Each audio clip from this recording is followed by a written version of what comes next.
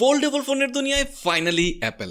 বেশ কিছু বছর ধরে এই রিউমারটা শোনা যাচ্ছে যে অ্যাপল ফোল্ডেবল ডিভাইসের দুনিয়ায় প্রবেশ করবে, বাট এইটা এখন একটা ওপেন সিক্রেট যে 2026-এর শেষের দিকে অ্যাপল তাদের first ever foldable device launch করতে যাচ্ছে। কিন্তু এখানে ইন্টারেস্টিং ব্যাপারটা হচ্ছে এইটা কিন্তু কোনো নর্মাল ফোল্ডেবল ডিভাইস হবে না, এটা হবে ওয়াইড একটা ডিভাইস। অ্যান্ড অনেস্টলি আমার মনে হয় বেশিরভাগ মানুষের প্রথম ফোল্ডেবল ডিভাইস হতে যাচ্ছে এইটা। সো আজকের ভিডিওতে কথা বলবো আইফোন ফোল্ডের সব লিকস নিয়ে। সম্পূর্ণ ভিডিও জুড়ে আমি সাথে আছি পুলক, আপনারা দেখছেন টেক ফাস্টার। এখনো পর্যন্ত মার্কেটে যতগুলো ফোল্ডেবল ডিভাইস আসছে, একটা প্রবলেম কিন্তু কেউ এখনো ফুললি সলভ করতে পারে নাই, সেটা হচ্ছে ডিসপ্লে ক্রিজ। মানে ফোল্ড ফোনগুলোর ডিসপ্লে ভাঁজ করা অবস্থায় মাঝখানে যে দাগটা পড়ে, সেইটা এই ফোল্ডেবল ডিভাইসের সবচাইতে ফ্রেজাইল অ্যান্ড অ্যানোয়িং পার্ট। আর অ্যাপল কিন্তু এক্স্যাক্টলি এইখানেই তার গেমটা খেলতে যাচ্ছে। লিকস অনুযায়ী অ্যাপল এমন একটা হিঞ্জ টেকনোলজি নিয়ে কাজ করতেছে যেটার নাম দিয়েছে লিকুইড মেটাল হিঞ্জ।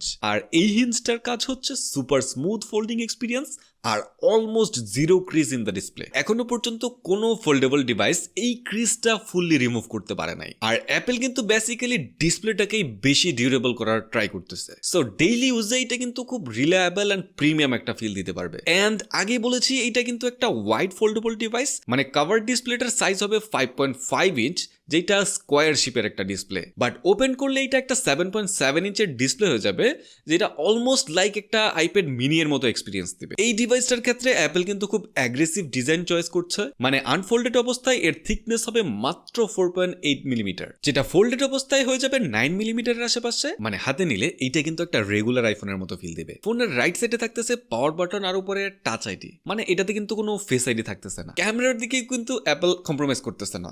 টোটাল 4টা ক্যামেরা, বাইরের দিকে 2টা ক্যামেরা, কভার ডিসপ্লেতে একটা অ্যান্ড ইনার ডিসপ্লেতে একটা selfie camera. And honestly Android foldable ডিভাইসগুলোর একটা সবচেয়ে বড় প্রবলেম হচ্ছে রিপেয়ারেবিলিটি।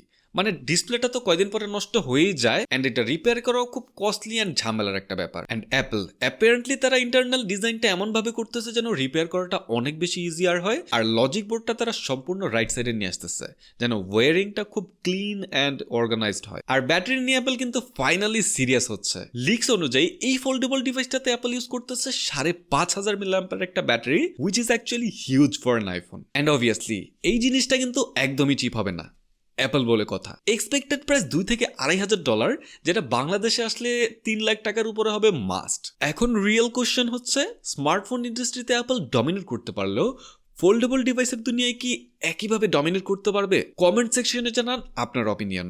সো সম্পূর্ণ ভিডিও জুড়ে আমি সাথে ছিলাম পুলক। এমন আরো ইন্টারেস্টিং ভিডিও সম্পর্কে জানতে আমাদের ইউটিউব চ্যানেল টেক ফাস্টারে সাবস্ক্রাইব করে রাখুন।